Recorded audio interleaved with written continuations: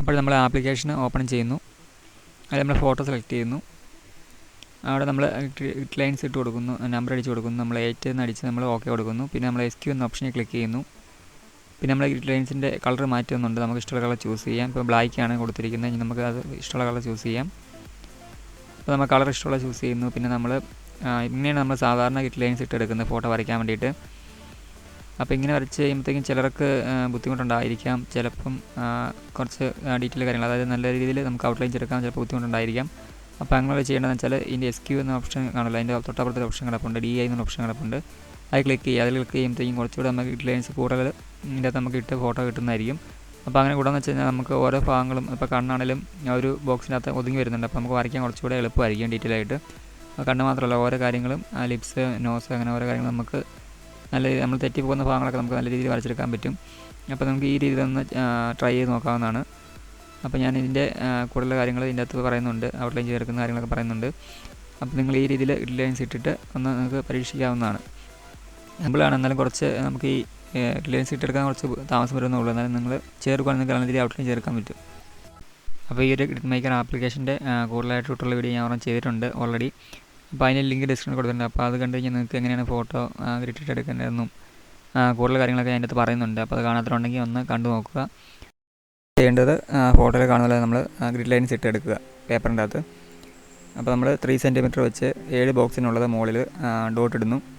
അപ്പോൾ നിങ്ങൾ സ്കെയിൽ ചേർത്ത് വെക്കുക. എന്നിട്ട് 3 സെൻറ്റിമീറ്റർ വെച്ച് കൂട്ടി എടുത്ത് പോവുക.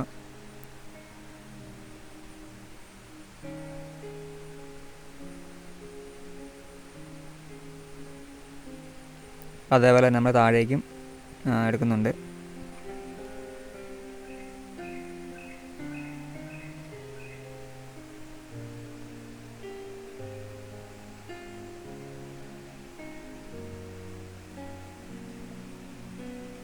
പിന്നെ നമ്മൾ സ്കെയിൽ സൈഡിലേക്ക് വെച്ചിട്ട് അതുപോലെ തന്നെ 3 സെൻറ്റിമീറ്റർ വെച്ച് നമ്മൾ 9 ബോക്സുകൾ എടുക്കുന്നു. അപ്പോൾ നമ്മൾ ഫോട്ടോയ്ക്കകത്ത് 8 ബോക്സ് വരുന്നുള്ളൂ.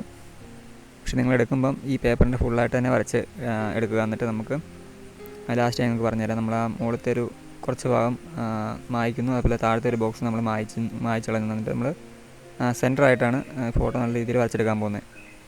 അപ്പോൾ ആ ഒരു രീതിയിൽ നമ്മൾ ഗ്രിഡ് ലൈൻസ് ഇട്ടെടുക്കുന്നതാണ്. അപ്പോൾ നിങ്ങൾ ഫുള്ളായിട്ട് തന്നെ വരയ്ക്കുക. നമുക്ക് വരയ്ക്കാൻ കുറച്ചുകൂടെ എളുപ്പം അതായിരിക്കും. അതുകൊണ്ടാണ് ഞാൻ പറഞ്ഞത് ആദ്യം നിങ്ങൾ ഫുള്ളായിട്ട് വരയ്ക്കുക. പക്ഷേ ജസ്റ്റ് ലൈൻസ് ഒന്ന് മായ്ച്ചാൽ മതി.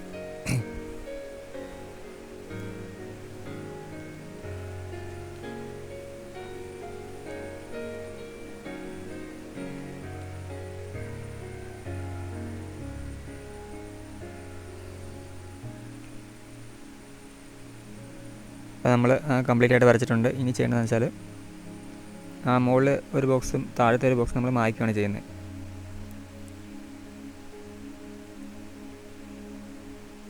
വെച്ചാൽ നമുക്ക് 8 ബോക്സ് മതിയല്ലോ. അപ്പം നമുക്ക് കറക്റ്റായിട്ട് 8 ബോക്സ് കിട്ടുകയും ചെയ്യും. നമ്മൾ ഫോട്ടോ വരയ്ക്കുമ്പോൾ നമുക്ക് കറക്റ്റ് സെൻറ്ററായിട്ട് കിട്ടുകയും ചെയ്യും. നിങ്ങൾക്ക് വരച്ചിട്ട് നിങ്ങൾക്ക് ഫ്രെയിമൊക്കെ ചെയ്യണമെങ്കിൽ ഈ രീതിയിൽ നിങ്ങൾ എടുത്തിട്ട് വരച്ചാൽ മതി. അപ്പോൾ കറക്റ്റായിട്ട് നമുക്ക് ഫ്രെയിം ചെയ്യുമ്പോൾ നല്ല ഇതായിട്ട് കിട്ടും. അപ്പോൾ ഞാൻ 2 ബോക്സ് വിട്ടിട്ടുണ്ട്. അപ്പോൾ നിങ്ങൾ കാണിക്കുന്നുണ്ട്. അപ്പോൾ നിങ്ങൾ എടുത്ത് കാണിക്കുന്നുണ്ട് ഫോട്ടോ പേപ്പർ. അപ്പം നോക്കുമ്പം നമുക്ക് മനസ്സിലാവും അത്.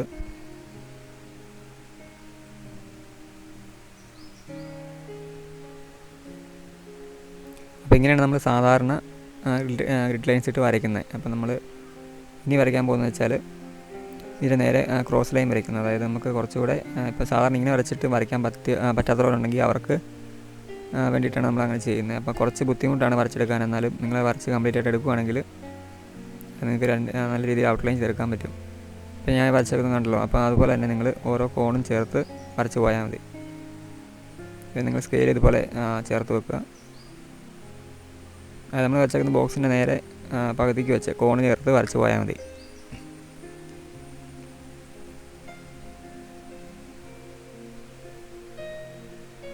വരയ്ക്കാൻ സമയം എടുക്കുന്നേ ഉള്ളൂ. എന്നാലും നിങ്ങൾ നല്ല രീതിയിൽ വരച്ചെടുക്കുക. അപ്പോൾ അതേപോലെ നമ്മൾ നേരെ ഓപ്പോസിറ്റും വരയ്ക്കുന്നുണ്ട്. ഇപ്പോൾ നമ്മൾ വരച്ചിട്ട് നേരെ ഓപ്പോസിറ്റും വരയ്ക്കുക. എന്നിട്ട് നമ്മളിതിൻ്റെ ഔട്ട്ലൈൻ കൂടി ചെയ്യുന്നുണ്ട്. അപ്പോൾ ഔട്ട്ലൈൻ ചെയ്യുമ്പോൾ നമ്മൾ സാധാരണ പോലെ ഓരോ ബോക്സും നോക്കിയിട്ട് ചെയ്ത് പോയാൽ മതി. അപ്പോൾ ഇതിനകത്ത് കുറച്ചുകൂടി ഡീറ്റെയിൽ ആയിട്ട് നിങ്ങൾക്ക് ഔട്ട്ലൈൻ ചേർക്കാൻ പറ്റും ഇങ്ങനെ വരച്ചെടുക്കുകയാണെങ്കിൽ. അപ്പോൾ ഞാനും സാധാരണ നമ്മൾ ആദ്യം കണ്ടുള്ള തന്നെ ലൈൻസ് ഇട്ടാണ് വരച്ചിട്ടുള്ളൂ. ഇങ്ങനെ ഞാനും അങ്ങനെ ഡ്രോയിങ് ചെയ്തിട്ടില്ല. അപ്പം നിങ്ങൾക്കും ഒരു ഉപകാരമാവും. അപ്പം എനിക്കൊന്ന് ചെയ്ത് നോക്കാനും പറ്റും.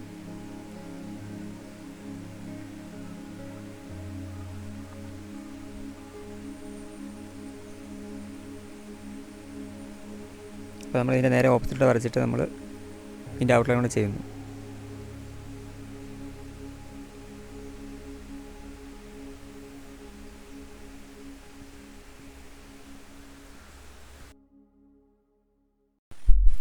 അപ്പോൾ നമുക്കിനി ഇതിൻ്റെ ഔട്ട്ലൈൻ ചെയ്തെടുത്താൽ മതി. ഇപ്പോൾ ഓൾറെഡി ഞാൻ ചെറിയ ഔട്ട്ലൈൻ ഇട്ട് വെച്ചിട്ടുണ്ട്. അത് എനിക്ക് നോക്കി വരയ്ക്കാനും വീഡിയോ ഷൂട്ട് ചെയ്യാൻ ഒരു ഫോണേ ഉള്ളൂ.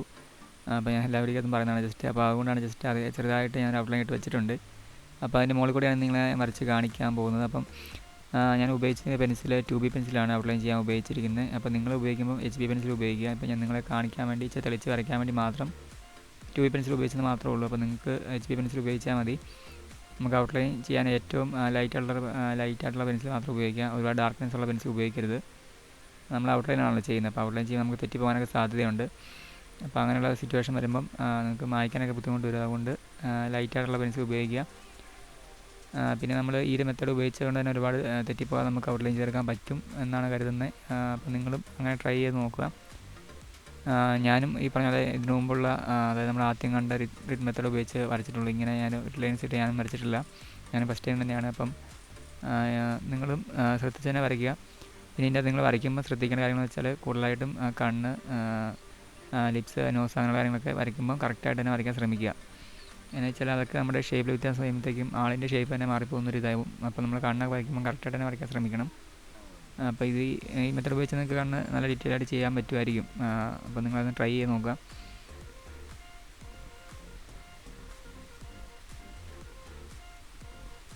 പിന്നെ പേപ്പറിൻ്റെ കാര്യമാണെങ്കിലും അത്യാവശ്യം കട്ടിയുള്ള പേപ്പറിൽ വരയ്ക്കുകയാണെങ്കിൽ നമുക്ക് ഒരുപാട് ഡ്രോയിങ് നല്ല ക്ലിയറായിട്ട് കിട്ടും.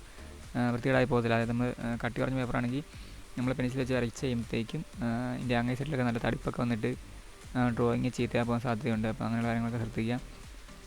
പിന്നെ ഒരുപാട് ഇറേസ് ചെയ്യാതിരിക്കുക, മായ്ക്കാതിരിക്കുക. അതൊക്കെ നമ്മുടെ പേപ്പർ മുഷിഞ്ഞ് പോകാനൊക്കെ ഉള്ള സാധ്യതയുണ്ട്. അപ്പം അങ്ങനെയുള്ള കാര്യങ്ങൾ ശ്രദ്ധിക്കുക. അപ്പോൾ നിങ്ങൾ ഔട്ട്ലൈൻ ചെയ്യുമ്പോൾ ജസ്റ്റ് ചെറുതായിട്ട് ഞാൻ പറയാം ലൈറ്റായിട്ടുള്ള പെൻസിൽ ഉപയോഗിക്കുക. ഒരുപാട് ഡാർക്ക്നെസ് ഉള്ള പെൻസിൽ നിങ്ങൾ ഉപയോഗിക്കാൻ പോകല്. അപ്പോൾ നമുക്ക് ഔട്ട്ലൈൻ ചെയ്യാൻ നല്ല വൃത്തിക്ക് തന്നെ ചെയ്തെടുക്കുക. ഞാൻ എല്ലാ വീഡിയോക്കും പറയുന്നതാണ്, നല്ല സമയമെടുത്ത് തന്നെ ഔട്ട്ലൈൻ ചെയ്യുക നിങ്ങൾ.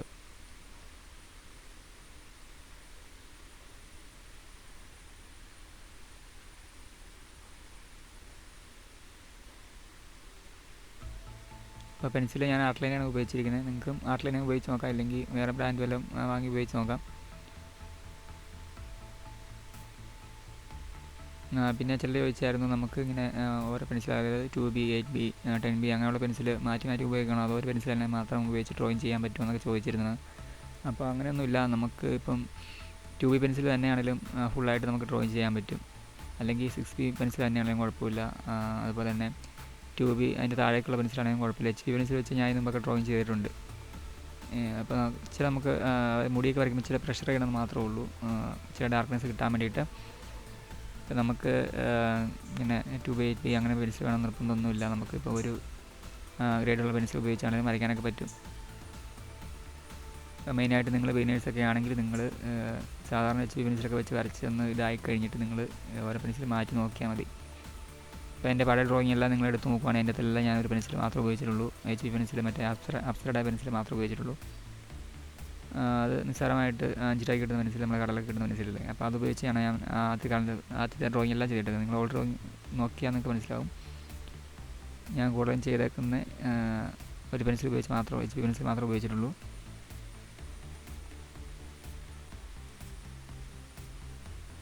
അതുപോലെ ഇന്ന ബ്രാൻഡ് വേണമെന്നോ അല്ലെങ്കിൽ വില കൂടി പെൻസിൽ വേണമെന്നോ അങ്ങനെ നിർബന്ധമൊന്നുമില്ല. അതൊക്കെ ഒരു തോന്നലാണ്. നിങ്ങൾക്ക് കഴിവുണ്ടെങ്കിൽ നിങ്ങൾക്ക് നല്ല രീതിയിൽ ഏത് പെൻസിൽ വെച്ചാണെങ്കിൽ നിങ്ങൾക്ക് വരയ്ക്കാൻ പറ്റും. അപ്പോൾ ഇന്ന ഇത് വാങ്ങിയാൽ മാത്രമേ നിങ്ങൾക്ക് നല്ല വരയ്ക്കാൻ പറ്റുള്ളൂ, അങ്ങനെയൊന്നുമില്ല.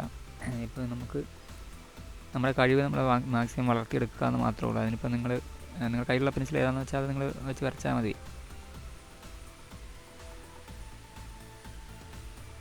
പിന്നെ ഗ്രിപ്പ് മെത്തേഡ് ആണെങ്കിൽ നിങ്ങൾക്ക് കുറച്ചുകൂടെ നല്ല രീതിയിൽ ഈസി ആയിട്ട് വരയ്ക്കാൻ പറ്റും. അപ്പോൾ അതിനാണ് നമ്മൾ ഗ്രിപ്പ് മെത്തേഡ് ഉപയോഗിക്കുന്നത്. ഇപ്പോൾ അല്ലാതെ നിങ്ങൾക്ക് ഫ്രീ ഹാൻഡായിട്ട് നിങ്ങൾക്ക് വരയ്ക്കാൻ പറ്റുന്നുണ്ടെങ്കിൽ അങ്ങനെയും ചെയ്യാം. തുടക്കത്തിലൊക്കെ ആകുമ്പോൾ നമുക്ക് ഫ്രീ ഹാൻഡൊക്കെ ഇച്ചിരി പാടായിരിക്കും. കുറച്ച് ഗ്രിപ്പ് മെത്തേഡ് ഉപയോഗിച്ച് വരച്ചിട്ട് പിന്നെ ഫ്രീ ഹാൻഡൊക്കെ നോക്കുവാണെങ്കിൽ നിങ്ങൾക്ക് കുറച്ചുകൂടെ ഫ്രീ ഹാൻഡായിട്ട് പെട്ടെന്ന് വരച്ചെടുക്കാനൊരു ടാലൻ്റ് ഉണ്ടാവും.